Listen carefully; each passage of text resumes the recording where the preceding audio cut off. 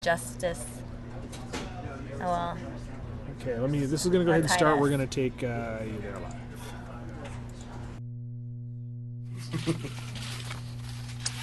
Well, good afternoon. I'm James Knowles, Mayor of the City of Ferguson.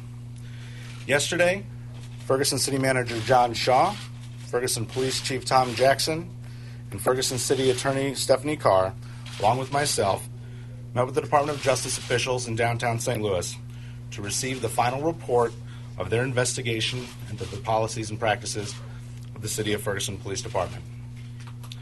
The 100-page document outlined 5 specific areas of concern in which the Ferguson Police Department engaged in a pattern or practice of unlawful conduct that violates the United States Constitution and federal law.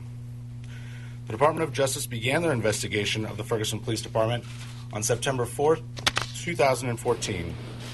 During the past 6 months, city officials have cooperated with the Department of Justice to supply tens of thousands of documents, which included thousands of emails from 75 employees of the City of Ferguson and other electronic materials from the Ferguson Police Department. The city also arranged ride-alongs for Department of Justice investigators to observe Ferguson police officers while on duty. During the meeting on Tuesday, Department of Justice officials informed the City of Ferguson that a review of city emails uncovered explicit racial bias by 3 individuals who are employed by the City of Ferguson Police Department. Let me be clear. This type of behavior will not be tolerated in the Ferguson Police Department or in any department of the City of Ferguson. Immediately upon leaving that meeting, the 3 individuals were placed on administrative leave pending an investigation. One has since been terminated, and the other 2 are still awaiting the outcome of an internal investigation. These actions taken by these individuals are in no way representative of the employees of the City of Ferguson. But today's report allows the City of Ferguson to identify the problems not only in our police department, but in the entire St. Louis region. We must do better, not only as a city, but as a state and a country. We must all work to address issues of racial disparity in all aspects of society. As mentioned by the Department of Justice, there are several initiatives that are already taking place in the City of Ferguson and in the Ferguson Police Department. They are as follows. The Ferguson Police Department is in the process of hiring 3 new officers. We hope to have an update on these positions and the racial makeup of these new hires sometime in the next week. The Ferguson Police Department has hired 1 correction officer since August 9th of 2014. 1 African-American female candidate was hired for that position out of a pool of approximately 91 applicants. The Ferguson Police Department has also hired 2 assistant court clerks since August 9th of 2014. Both positions were filled by African-American females from a pool of 64 applicants. All Ferguson Police Department officers have completed mandatory diversity training as of December 31st, 2014. The Ferguson Police Department has also begun an Explorer program in the Ferguson-Florissant School District beginning in January of 2015.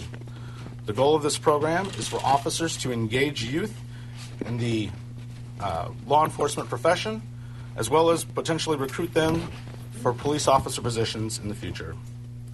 I've also convened a task force made up of residents, businesses, and law enforcement to create a civilian oversight board that will review complaints and provide citizen input into the policies and procedures of the Ferguson Police Department.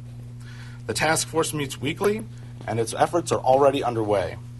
This groundbreaking initiative will be one of the first of its kind in this region. Lastly, the City of Ferguson has retained the services of an independent consultant recommended by the Department of Justice to conduct a patrol staffing and deployment study. Finally, I would like to speak briefly about our efforts to reform the Ferguson Municipal Court. The City of Ferguson has acted in August and in September of 2014 to implement several additional reforms and programs. The City of Ferguson was the first community in this region to undertake such steps. In September 2014, the Ferguson City Council repealed several provisions of the municipal code relating to fees, such as an administrative fee of the police department when overseeing the release of a towed vehicle or on the recall of a warrant upon request. In addition, there is no longer a specific offense for failing to appear, which would eliminate certain additional fees and court costs for individuals in the court system. Pending charges of failing to appear, which were issued prior to the reforms taking place, are being dismissed as they come before the municipal court. Finally, the municipal court judge has also implemented new procedures and programs. A new docket was established specifically for those who are having trouble paying fines. A defendant may appear and speak to the judge and or prosecutor about different payment plans or potential alternative sentencing. The city has also passed an ordinance in September of 2014 to cap municipal court revenues at 15% of the city's overall budget.